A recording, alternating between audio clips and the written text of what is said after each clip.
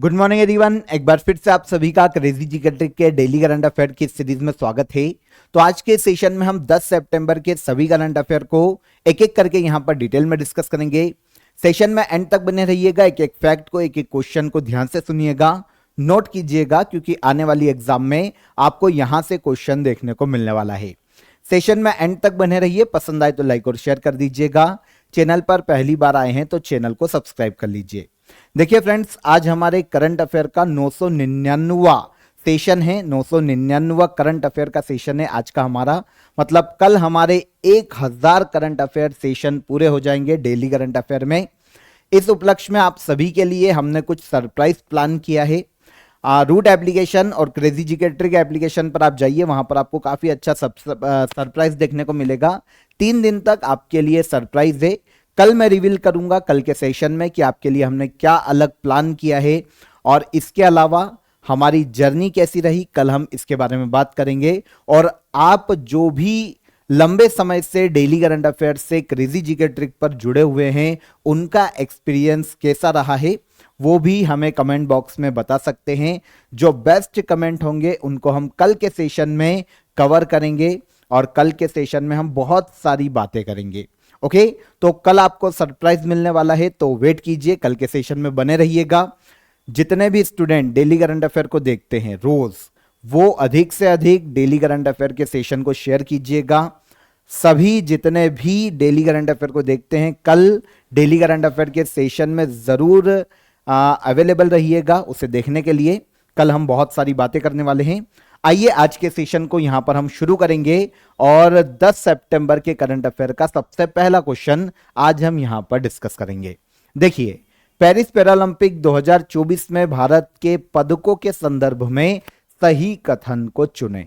आप सभी को पता होना चाहिए कि संडे को हमारा पेरिस पैरालंपिक खत्म हो चुका था और मेडल टेली भी आ चुकी थी। कुछ स्पेशल एडिशनल चीजों को हमको डिस्कस करना था, इसलिए हमने मंडे के सेशन में पेरिस पैरालंपिक की मेडल टेली की बात नहीं की थी।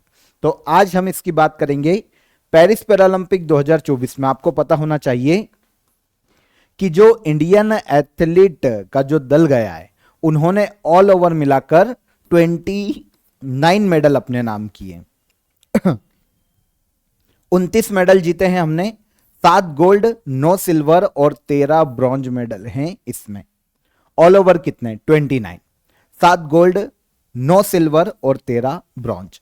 देखिए, एक एक करके पूरा सिनेरियो समझेंगे पैरालंपिक का। तो सबसे पहले बात करेंगे इतिहास की। आज का हमारा फोकस क्वेश्चन भी है, हिस्ट्री की बात करेंगे पैरालंपिक की। तो सबसे पहली बार पैरालंपिक की शुरुआत की गई थी 1960 में और पहला पैरा ओलंपिक का आयोजन किया गया था इटली के रोम में। ऑर्गेनाइज कौन करवाता है? International Paralympic committee Paralympic games का आयोजन करवाती है। सबसे पहली बार 1960 में इटली के रोम में पहला पैरालंपिक गेम्स आयोजित किया गया था। भारत ने कब पार्टिसिपेट किया? तो इंडिया की बात करते हैं तो इंडिया ने सबसे पहली बार 1968 में इजराइल के तेल अवीव में पैरालंपिक हुए थे, वहां पर पार्टिसिपेट किया था। और सबसे पहली बार जो मेडल है इंडिया का पैरालंपिक में, वो हम लेकर आए थे 1972 के जर्मनी ओलंपिक में। भारत के मुरलीकांत पेटकर ने, देखिए, men's 50 metre freestyle event में गोल्ड मेडल अपने नाम किया था पैरालंपिक में। यह भारत का सबसे पहला पैरालंपिक मेडल है और पहली बार में ही हम कौन सा मेडल लेकर आए? Gold medal, 1972 Germany. अब हम पेरिस पैरालंपिक की बात करें तो इस साल ये 17वां एडिशन है पैरालंपिक का। 28 अगस्त को शुरू हुआ था और 8 सितंबर 2024 तक इसका आयोजन किया गया फ्रांस के पेरिस में। 22 खेलों का आयोजन किया गया था। ऑल ओवर पूरे वर्ल्ड से 4400 एथलीट्स ने यहां पर पार्टिसिपेट किया। मैस्कॉट की बात करें तो पैरालंपिक प्राइज, यहां का एक फ्रीज भी बोलते हैं इसको, यहां का मैस्कॉट था। एक बोल सकते हैं कि मैस्कॉट जानते हैं क्या होता है? मैस्कॉट एक चिन्ह, एक प्रतीक चिन्ह के रूप में यूज किया जाता है ना। शुभंकर हिंदी में बोलते हैं, शुभंकर। तो पैरालंपिक फ्रीज यहां का शुभंकर था। मोटो की बात करें तो गेम्स वाइड ओपन मोटो है 2024 के पेरिस पैरालंपिक का। नेक्स्ट एडिशन 2028 में आयोजित किया जाएगा अमेरिका के लॉस एंजलिस में। तो ये तो बात हो गई बेसिक सी। इंडिया के पॉइंट ऑफ व्यू से समझेंगे। भारत ने पेरिस पैरालंपिक में 84 एथलीटों का दल भेजा था 12 अलग अलग गेम्स के लिए। शेफडी मिशन थे इंडिया के सत्य प्रकाश सागवान। इसके अलावा ओपनिंग सेरेमनी में हमारे जो फ्लैग बीरर की बात करते हैं तो एक है सुमित अंतिल भाला फेंक के खिलाड़ी और एक है भाग्यश्री यादव, ठीक है ना, शॉर्ट पुट की खिलाड़ी है। तो ये दोनों ओपनिंग सेरेमनी में हो गए हमारे फ्लैग बीरर। क्लोजिंग सेरेमनी के फ्लैग बीरर की बात करते हैं तो पहले हैं हरविंदर सिंह तीरंदाजी आर्चरी और प्रीति पाल रेस रनिंग दौड़ से संबंधित खिलाड़ी, ठीक है। तो ये क्लोजिंग सेरेमनी में हो गए हमारे फ्लैग बीरर पेरिस पैरालंपिक में, ठीक है, ओके। अब आते हैं मेडल टेली पर। हमारा जो सबसे इंपॉर्टेंट करंट अफेयर है वो यहां से शुरू होता है। हमने बेसिक इंफॉर्मेशन जितनी भी पूछी जा सकती थी उनको यहां पर डिस्कस किया। अब यहां पर मेडल टेली, तो मेडल टेली में पेरिस पैरालंपिक में पहले स्थान पर कौन रहा? चाइना। 220 मेडल चाइना ने अपने नाम किए, 94 गोल्ड, 76 सिल्वर और 50 हो गए ब्रॉन्ज। ब्रिटेन सेकेंड प्लेस पर आता है 124, 49 गोल्ड, 44 सिल्वर और 31 ब्रॉन्ज। यूएसए थर्ड नंबर पर मेडल टेली में 105 मेडल के साथ, इंडिविजुअल मेडल छोड़ दो 105। इंडिया की तो हम बात करेंगे ही। इंडिया मेडल टेली में पेरिस पैरालंपिक में 18वें स्थान पर रहा है, 18th पोजीशन पर। ऑल ओवर 29 मेडल हमने जीते और जैसा कि हमने बात की थी 7 हम लेकर आए हैं गोल्ड, 9 लेकर आए हैं सिल्वर और 13 हम लेकर आए हैं bronze medal. Repeat, 29 total medal, 7 gold, 9 silver और 13 bronze. Okay, silver medal winner और गोल्ड मेडल विनर हमको पता होना चाहिए, ठीक है, बात करेंगे। 29 मेडल्स में से सबसे ज्यादा हम एथलेटिक्स में लेकर आए हैं, 17 मेडल हमने अपने नाम किए, 4 गोल्ड, 6 सिल्वर और 7 ब्रॉन्ज। मेडल टेली में हम 18वें स्थान पर है 29 मेडल के साथ। गोल्ड मेडल विनर कौन कौन, ध्यान से सुनना है ना। अवनी लेखरा, शूटिंग में आपको पता ये गोल्ड लेकर आए हैं। यहां पर कैटेगरी मेंशन कर दिए कि कैटेगरी में नहीं बोल रहा हूं क्योंकि मैं इंडिविजुअल जब मैंने आपको मेडल बताए थे तो सबकी कैटेगरी बताई थी। तो यहां पर जब पीडीएफ मिले क्रेजी जीके ट्रिक के एप्लीकेशन पर फ्री ऑफ कॉस्ट आपको पीडीएफ मिलती है, वहां पर इस कैटेगरी को देख लेना, इवेंट को देख लेना, ठीक है। तो अवनी लेखरा शूटिंग में लेकर आई है गोल्ड, नितेश कुमार बैडमिंटन में, Sumit Antil athletics, Harvinder Singh archery, Dharambir athletics, Praveen Kumar athletics और नवदीप सिंह एथलेटिक्स। अलग अलग है, जेवलिन थ्रो, क्लब थ्रो, है ना, हाई जंप, तो ये अलग अलग इवेंट है, देख लेना एक बार। सिल्वर मेडल हम 9 लेकर आए, ठीक है। मनीष नरवाल शूटिंग में, Nishad Kumar athletics, Yogesh Kathuniya athletics, Thulasimathi Murugesan badminton, Suhas Yathiraj badminton, Sharad Kumar athletics, Ajeet Singh athletics, Sachin Khilari athletics और प्रणव सुरमा एथलेटिक्स, ठीक है।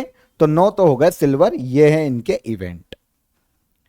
ब्रॉन्ज मेडल हमारे पास 13 है, 13 ब्रॉन्ज मेडल विनर की हम पूरी बात नहीं कर रहे हैं, मेन 2 भी याद रख लोगे तो आपका काम हो जाएगा। इतना याद कर लेना कि ब्रॉन्ज कितने आए, 13, ठीक है। प्रीति पाल को याद रखो, 2 ब्रॉन्ज मेडल लेकर आई है एथलेटिक्स में, और कपिल परमार को याद रखना, जूडो में ये लेकर आए हैं हमारे लिए ब्रॉन्ज मेडल। जूडो में भारत का ये पहला मेडल है जो कपिल परमार लेकर आए हैं। तो ये हो गए हमारे पास मेनली 2 हमने यहां पर ब्रॉन्ज मेडल विनर की भी बात की। पीडीएफ में एक बार इवेंट प्रॉपर आपको मेंशन किए हैं मैंने, देख लेना। कैटेगरी कौन सी है, जो दिव्यांगों की अलग अलग कैटेगरी होती है तो वो भी मेंशन किए मैंने, है ना। सेकंड क्वेश्चन पर आइए। भारत के नए वित्त सचिव के रूप में किसे नियुक्त किया गया? भारत के नए फाइनेंस सेक्रेटरी सॉरी की बात करें तो तुहिन कांत पांडे भारत के नए फाइनेंस सेक्रेटरी है। कौन? तुहिन कांत पांडे, ठीक है। यह है इनकी इमेज। तुहिन कांत पांडे को हाल ही में भारत का नया फाइनेंस सेक्रेटरी नियुक्त किया गया है। इनके पहले टीवी सोमनाथन इस पद पर थे अभी तक, लेकिन टीवी सोमनाथन को अब कैबिनेट सेक्रेटरी बना दिया गया है। तो टीवी सोमनाथन का जो फाइनेंस सेक्रेटरी का पद खाली हुआ, वहां पर अब नए फाइनेंस सेक्रेटरी बने हैं तुहिन कांत पांडे। ठीक है, ओडिशा कैडर के 1987 बैच के आईएएस अधिकारी है तुहिन कांत पांडे।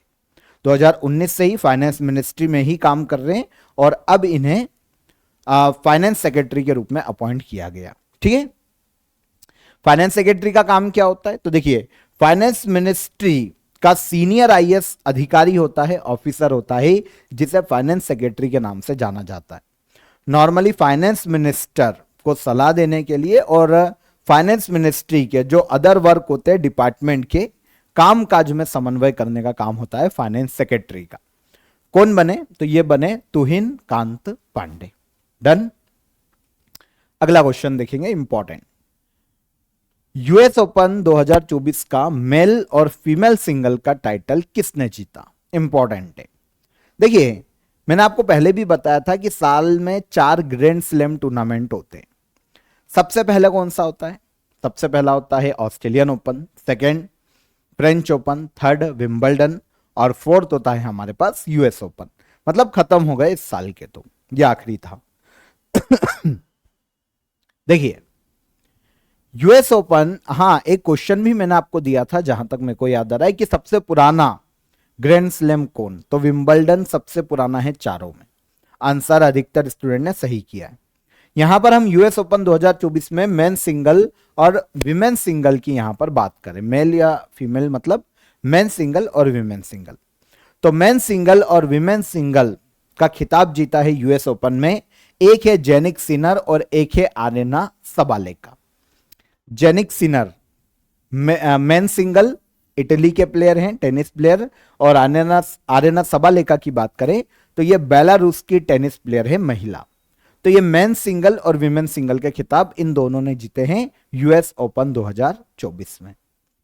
पूरी डिटेल देखेंगे, सिनर और आरेना सबालेका। यूएस ओपन 2024 अमेरिका के न्यूयॉर्क सिटी में हार्ड कोर्ट पर खेला गया था। हार्ड कोर्ट पर ही खेला जाता है वो। जेनिक सिनर ने मेन सिंगल के फाइनल में टेलर फ्रिस को हराया, जो कि अमेरिका के टेनिस प्लेयर हैं। तो विनर हो गए जेनिक सिनर इटली के और रनर अप हो गए टेलर फ्रिज अमेरिका के। जेनिक सिनर ने इसी साल शुरुआत में ऑस्ट्रेलियन ओपन में भी मेन सिंगल का खिताब जीता था। तो आपको 2 सिंगल तो यहीं पता चल गए। शुरुआत में ऑस्ट्रेलियन ओपन भी जेनिक सिनर ने जीता था और अब यूएस ओपन भी जेनिक सिनर ने जीता है ना। विमेन सिंगल, आरेना सबालेका विनर रही बेलारूस की। इन्होंने हराया जेसिका पेगुला को, ये अमेरिका की है। ठीक है, रनर अप हो गई जेसिका पेगुला। अब यहां पर भी इंपॉर्टेंट ये है कि भैया आरेना सबालेका, जिन्होंने यूएस ओपन में विमेन सिंगल का खिताब जीता, इन्होंने ऑस्ट्रेलियन ओपन में भी विमेन सिंगल का खिताब अपने नाम किया था। तो ऑस्ट्रेलियन ओपन में जो मेंस सिंगल और विमेन सिंगल है और यूएस ओपन में जो मेंस सिंगल और विमेन सिंगल है वो दोनों सेम है ना, जेनिक सिनर और आरेना सबालेका। ठीक है, US open grand slam tournament 1881 में शुरुआत की गई थी और इस साल 2024 का ग्रैंड स्लैम आयोजित हुआ है। ठीक है, अब हम 4 ग्रैंड स्लैम की बात करें। 2 तो वैसे आपको पता चल गए, मेन सिंगल विमेन सिंगल।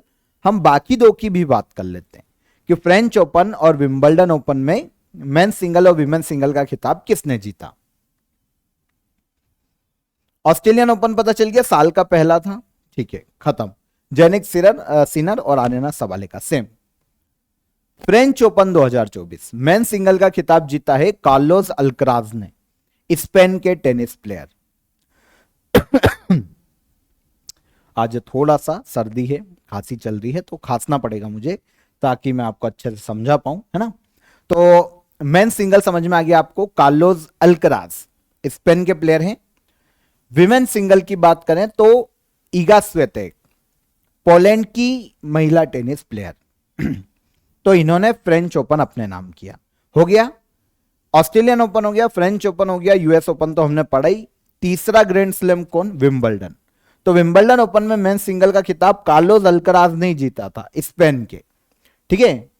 और विमेन सिंगल का खिताब बारबोरा क्रेजिकोवा ने जीता, जो कि चेक रिपब्लिक की खिलाड़ी है, महिला टेनिस प्लेयर। तो चारों ग्रैंड स्लैम में मेन सिंगल और विमेन सिंगल यहां पर मैंने आपको बता दी। अब यहां से साल भर के आपको मेंस और विमेन सिंगल तो याद रहना चाहिए, क्योंकि यहां से क्वेश्चन एक आध तो आता ही है। आगे आइए, स्वच्छ वायु सर्वेक्षण 2024 के अनुसार भारत के किस शहर को राष्ट्रीय स्वच्छ वायु शहर का पुरस्कार दिया गया? तो हाल ही में नेशनल क्लीन एयर सिटी का जो अवार्ड है वो दिया गया सूरत को। क्लीन एयर के लिए नेशनल क्लीन एयर सिटी का अवार्ड किसे मिला? तो ये मिला सूरत को। देखिए, नेशनल क्लीन एयर प्रोग्राम के तहत यूनियन मिनिस्ट्री ऑफ एनवायरमेंट ने क्लीन एयर सर्वे 2024 अवार्ड हाल ही में अनाउंस किए हैं। एक सेकेंड।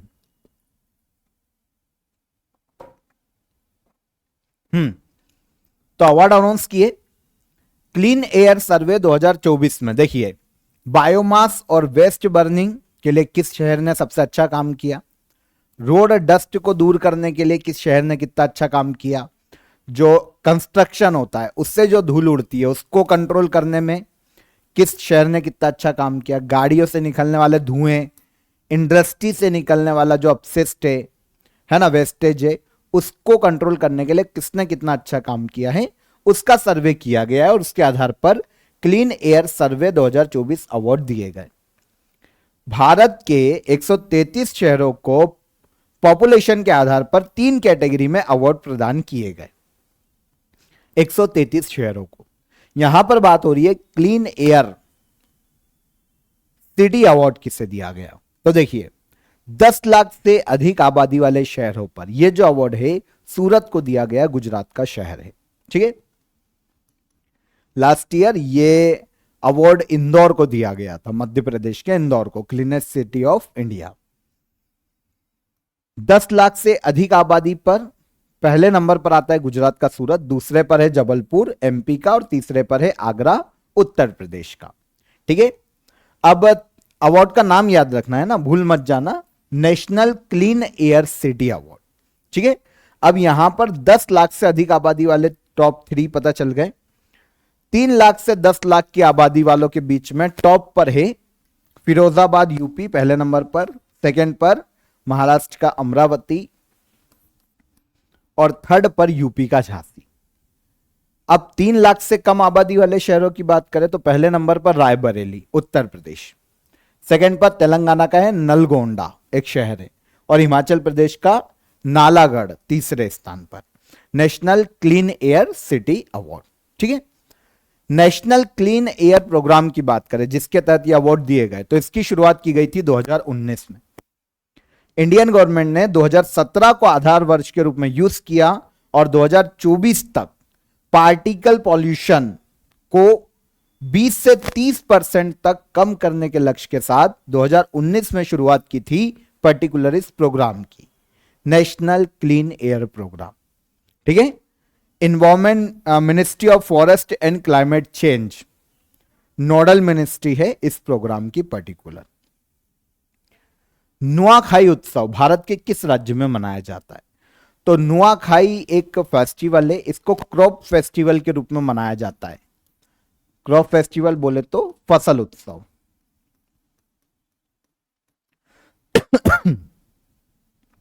तो नुआखाई उत्सव एक फसल उत्सव के रूप में मनाया जाता है, भारत के ओडिशा राज्य का बहुत ही फेमस एक फसल उत्सव है। क्या होता है कि जो भाद्रपद की जो पंचमी आती है, ऋषि पंचमी नॉर्मली मनाई जाती है अगस्त सितंबर माह में, उस वक्त नई फसल स्पेशली चावल फसल के आगमन के रूप में ओडिशा में नुआखाई उत्सव मनाया जाता है। समृद्धि के लिए, प्रॉस्पेरिटी के लिए इसे सेलिब्रेट किया जाता है। तो 8 सितंबर को ओडिशा स्टेट में क्रॉप फेस्टिवल नुआखाई मनाया गया, ठीक है। देखिए, भाद्रपद शुक्ल पंचमी, ठीक है, यह 8 तारीख को थी, तो इस दिन सेलिब्रेट किया गया था नुआखाई फेस्टिवल। चावल की डिशेस बनाई जाती है, चावल बनाया जाता है, देवताओं को भोग लगाया जाता है और उसके बाद उसी का सेवन किया जाता है। तो नई फसल के स्वागत के लिए भगवान का, प्रकृति का धन्यवाद भी किया जाता है कि भैया आपने इतनी अच्छी चीजें हमको प्रकृति से मिली है। तो एक धन्यवाद देने के लिए नोआखाई फेस्टिवल, फसल त्योहार, क्रॉप फेस्टिवल के रूप में किस राज्य में मनाया जाता है? ओडिशा। कब मनाया जाता है? तो यह भाद्रपद शुक्ल पंचमी के दिन सेलिब्रेट किया जाता है ओडिशा राज्य में, है ना। देखिए, नोआखाई दो शब्दों से मिलकर बना है। नुआ का अर्थ होता है नया और खाई मतलब खाना, नई फसल, नया खाना, ठीक है। तो यह एक पर्टिकुलर फसल उत्सव है, फसल की पूजा की जाती है। 2025 में क्वाड शिखर सम्मेलन का आयोजन किस देश में किया जाएगा? क्वाड एक संगठन है 4 देशों का। 2007 में क्वाड की स्थापना की गई थी। 2024 में इसका सम्मेलन इंडिया में होना था, लेकिन इंडिया ने अपनी मेजबानी सौंप दी है अमेरिका को। तो 2024 में अब एंड में क्वाड सम्मेलन होगा कहां पर? अमेरिका में। एक्चुअल में क्या है, अमेरिका में इलेक्शन है ना प्रेसिडेंट के। तो वहां के जो प्रेसिडेंट है उन्होंने, जो बाइडेन, उन्होंने अभी मना कर दिया कि भैया मेरे पास समय नहीं है तो मैं यात्रा नहीं कर पाऊंगा इंडिया की। तो इंडिया ने बोला, तो उन्होंने रिक्वेस्ट की इंडिया से कि भैया यहां पर आयोजित कर ले तो कैसा रहे। तो हमने बोला ठीक है, हम अगले साल अध्यक्षता कर लेंगे। तो यहां पर एक करेक्शन कीजिएगा, ध्यान से कीजिएगा, 2025 में पूछा है तो 2025 का आंसर हो जाएगा इंडिया। एक बार मैं इसको क्लीन करूं क्या? ठीक है, एक बार इरेजर का यूज करता हूं मैं और एक बार इसको क्लीन करता हूं, ठीक है। यह आंसर यहां पर होगा इंडिया, करेक्ट कीजिएगा। 2025 में क्वाड शिखर सम्मेलन का आयोजन कहां किया जाएगा? तो इंडिया में। एक्चुअल में 2024 में इसका आयोजन कहां होना था? इंडिया में, लेकिन अमेरिका में है प्रेसिडेंट इलेक्शन। तो जो बाइडेन, जो कि वहां के प्रेसिडेंट हैं, उन्होंने रिक्वेस्ट की कि भैया मैं इंडिया की यात्रा नहीं कर सकता, समय कम है, तो क्यों ना इस बार हम अध्यक्षता कर लें, अगले साल आपके यहां पर आयोजित कर लेना। तो इंडिया ने बोला कोई प्रॉब्लम नहीं हमको। तो इस बार हमने 2024 की मेजबानी किसको दे दी? अमेरिका को। और अब हम मेजबानी करेंगे कब? 2025 के क्वाड शिखर सम्मेलन की। करेक्ट हो गया। तो 2024 के एंड में अभी क्वाड शिखर सम्मेलन अमेरिका में आयोजित किया जाएगा और 2025 में क्वाड शिखर सम्मेलन आयोजित किया जाएगा कहां पर? इंडिया में। कंफर्म? ठीक है। इंडिया ने क्वाड समिट होस्ट करने की अपनी बारी को अमेरिका के साथ एक्सचेंज कर लिया है भाई। जनवरी 2024 में वैसे क्वाड समिट हो जाना चाहिए थी, पर अमेरिका के प्रेसिडेंट के ही कहने पर हमने बोला ठीक है। उन्होंने बोला एंड तक पोस्टपोन कर दो, अक्टूबर के बाद आयोजित कर लेना। हमने बोला ठीक है। अब जो बाइडेन का कहना है भैया ऐसा करो, इस बार हम कर लेते हैं क्वाड की समिट की अध्यक्षता, आप अगले साल कर लेना। तो हमने बोला कोई प्रॉब्लम नहीं, यहां भी हम राजी हैं, हमको कोई प्रॉब्लम नहीं है। तो 2024 में अब क्वाड सम्मेलन आयोजित किया जाएगा अमेरिका में और 2025 में आयोजित किया जाएगा कहां पर? इंडिया में। करेक्ट हो गया। एक्चुअल में क्या, खांसी भी चल रही है, पूरा ध्यान वहां जा रहा है मेरा। तो ठीक है, कोई दिक्कत नहीं है, ध्यान से सुनिए, सब समझ में आएगा और थोड़ा सा कोऑपरेट कीजिए। कभी कभी हो जाता है, ह्यूमन बॉडी है, नेचर कॉल है ना। बीमारियां आती जाती रहती है, सर्दी जुकाम होते रहते हैं और इससे भी बड़ी डिसीज भी हो सकती है। तो ये तो सब नेचर, क्योंकि हम सब नेचर के ही गुलाम है ना, नेचर के अकॉर्डिंग ही हम चलते हैं। थोड़ा सा बारिश गिरी, धूप निकली, वेदर चेंज हुआ, सर्दी बुखार खांसी नॉर्मल हो जाती है ना, वायरल फीवर नॉर्मल हो जाता है, तो हम बच नहीं सकते। चलिए, और वैसे भी अगर हर चीज हमारे हाथ में आ जाएगी तो फिर हम क्या हो जाएंगे? भगवान। और फिर कभी कभी तो अपन को लगता है अपनिच्छ भगवान, है ना, तो ऐसी फीलिंग आने लगेगी। चलिए, तो आते हैं अमेरिका के president Joe Biden, prime minister Narendra Modi India के, ऑस्ट्रेलिया के पीएम है एंथनी अल्बनीज और जापान के पीएम है फुमियो किशिदा। इन सभी ने मिलकर डिसाइड किया कि भैया ये अमेरिका में क्वाड समिट में पार्टिसिपेट करेंगे। ठीक है, क्वाड की स्थापना 2007 में की गई थी। पूरा नाम देखने जाए तो क्वाड्रिलेटरल सिक्योरिटी डायलॉग को शॉर्ट में क्वाड के नाम से जाना जाता है। 4 देश इसके सदस्य हैं, इंडिया, अमेरिका, जापान और ऑस्ट्रेलिया। उद्देश्य क्या है क्वाड का जानते हैं? इंडो पैसिफिक रीजन, जो एरिया है इंडो पैसिफिक ओशियन का, वहां पर सिक्योरिटी को मजबूत करना, शांति बनाना, स्पेशली इस क्षेत्र को है ना चीन से बचाना भाई, क्वाड का मुख्य उद्देश्य। 2007 में क्वाड की स्थापना की गई थी। 2024 में इसकी मेजबानी अमेरिका करेगा और 2025 में अब मेजबानी करेंगे हम, मतलब इंडिया। एशियाई ओलंपिक परिषद के अध्यक्ष बनने वाले पहले भारतीय कौन हैं?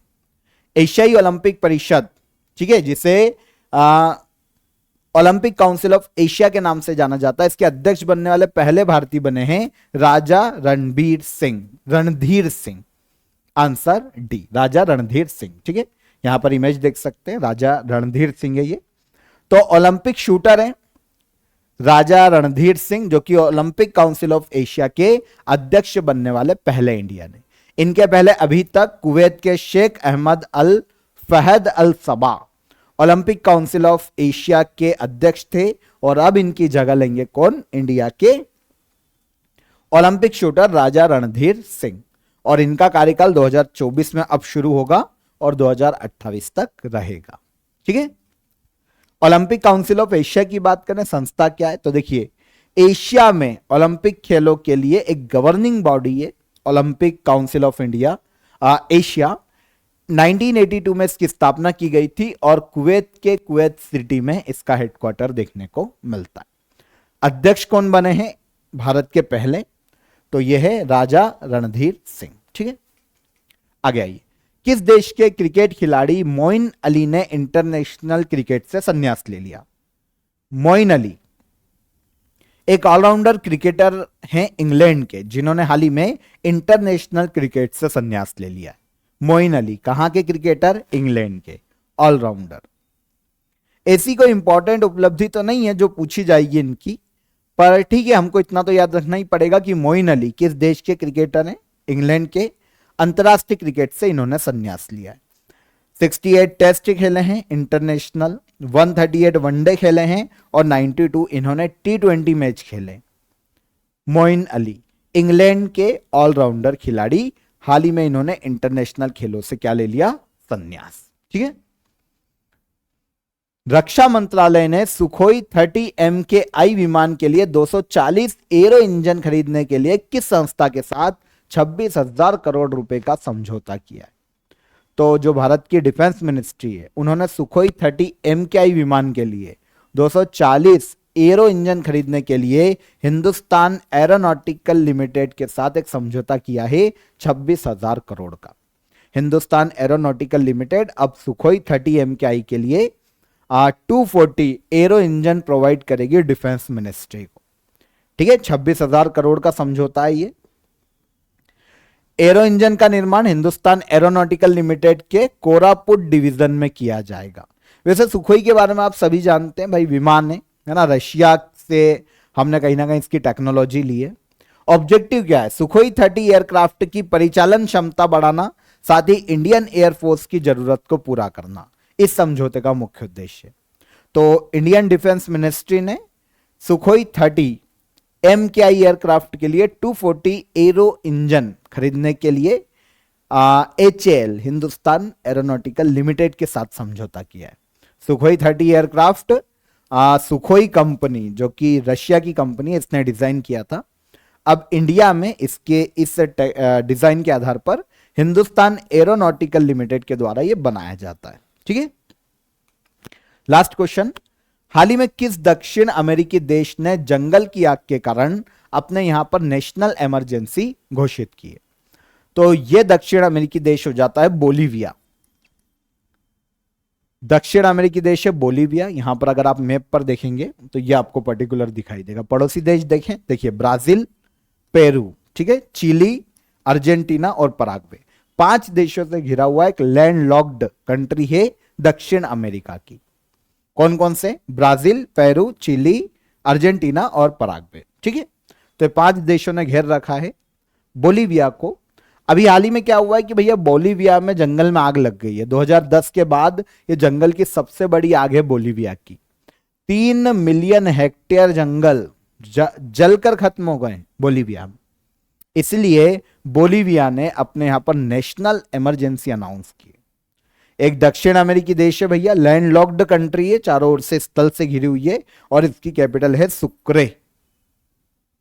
बोलीविया, जंगल की आग के कारण इसने यहां पर नेशनल इमरजेंसी अप्लाई की है।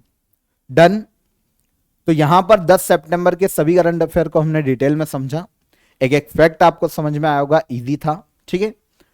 अब हम बात कर लेते हैं लास्ट डे के करंट अफेयर के रिवीजन की। एमसीक्यूज फॉर्म में फटाफट हम आंसर लेंगे। ध्यान से देखिए, पेरिस पैरालंपिक 2024 के समापन समारोह में भारत के ध्वजवाहक कौन? प्रीति पाल और हरविंदर सिंह, है ना। बैलिस्टिक मिसाइल अग्नि 4 का ओडिशा के चांदीपुर से सफलतापूर्वक परीक्षण किया गया था। अग्नि 4 की रेंज कितनी है? 4000 kilometre almost. Asian champions trophy hockey 2024 का आयोजन किस देश में किया जा रहा है? कहां पर? चाइना। अंतर्राष्ट्रीय साक्षरता दिवस 2024 की थीम क्या है? Promoting multilanguage education literacy for mutual understanding and peace. 2024 में इंटरनेशनल लिटरेसी डे की थीम है। हाल ही में सुपर टाइफून यागी ने किस देश को प्रभावित किया? तो सुपर टाइफून यागी आया है चाइना में। चाइना के दक्षिणी तटों को हाल ही में इसने प्रभावित किया। चर्चा में रही गैलेथिया खाड़ी किस महासागर में स्थित है? तो यह देखने को मिलेगी इंडियन ओशियन में। केंद्र सरकार ने 2034 तक कितने मिलियन टन घरेलू इस्पात उत्पादन का लक्ष्य रखा है? तो ये कितने मिलियन टन है? 500 मिलियन टन, ठीक है। किसके द्वारा भारत की पहली फैशन पूर्वानुमान पहल विजन नेक्स्ट को लॉन्च किया गया? तो यह लॉन्च किया गया है किसके द्वारा? गिरिराज सिंह के द्वारा। इसके बाद क्या है? संयुक्त कमांडर सम्मेलन पहला कहां आयोजित किया गया? तो यह आयोजित किया गया यूपी के लखनऊ में। और लास्ट क्वेश्चन क्या था? यूएस ओपन से, है ना, विमेन्स डबल का खिताब किसने जीता है? तो यूएस ओपन 2024 में विमेन्स डबल का खिताब जीता था जेलेना ओस्टापेंको और ल्यूडमिला किचेनोक। आंसर सी, ठीक है। टफ नाम है और वैसे तो आप सिंगल्स याद रखना, वो ज्यादा प्रायोरिटी है पूछे जाने की, ठीक है। तो यहां पर लास्ट सेशन में हमने ये सारे करंट अफेयर डिटेल में समझे थे। अब क्वेश्चन ऑफ द डे का आंसर ले लेते हैं। तो भैया मित्र शक्ति 2024 संयुक्त मिलिट्री एक्सरसाइज पूछी गई थी, किन दो देशों के मध्य आयोजित की जाती है? तो भारत और दूसरा देश कौन है? श्रीलंका। सही है, मित्र शक्ति। देश का पहला 24 घंटे चलने वाला ग्रेन एटीएम भुवनेश्वर ओडिशा में स्थापित किया गया है। और पेरिस ओलंपिक 2024 की मेडल टैली में भारत 71वें स्थान पर था, है ना। 71वां स्थान था इस मेडल टैली में इंडिया का। चलिए आज के लिए आपके लिए क्वेश्चन ऑफ द डे देख लीजिए। Court of arbitration for sports का हेडक्वार्टर कहां है? जिन्होंने विनेश फोगाट के लिए कोई स्टैंड नहीं लिया और उनको फाइनली कोई मेडल नहीं मिल पाया था। तो इसका court of arbitration for sports का हेडक्वार्टर कहां है बताइएगा। 70वें नेशनल फिल्म अवार्ड 2024 में बेस्ट एक्टर का अवार्ड किसे दिया गया है? और पेंटोंगटोन शिनावात्रा किस देश की प्रधानमंत्री है वर्तमान में? सभी के आंसर कीजिएगा कमेंट बॉक्स में। सेशन कैसा लगा ये भी बताइएगा। और इसके अलावा कल 1000 करंट अफेयर के हमारे वीडियोस पूरे हो जाएंगे। डेली करंट अफेयर के 1000वां सेशन है कल का। तो कमेंट में जरूर बताइएगा कि आपका एक्सपीरियंस कैसा रहा। और इसके अलावा कोई भी अदर सजेशन हो तो आप कमेंट कर सकते हैं कमेंट बॉक्स में। और कल हम सरप्राइज की बात करेंगे, तो कल मुलाकात करेंगे। ख्याल रखिएगा अपना। जय हिंद, जय भारत। कल के सेशन में मिलते हैं।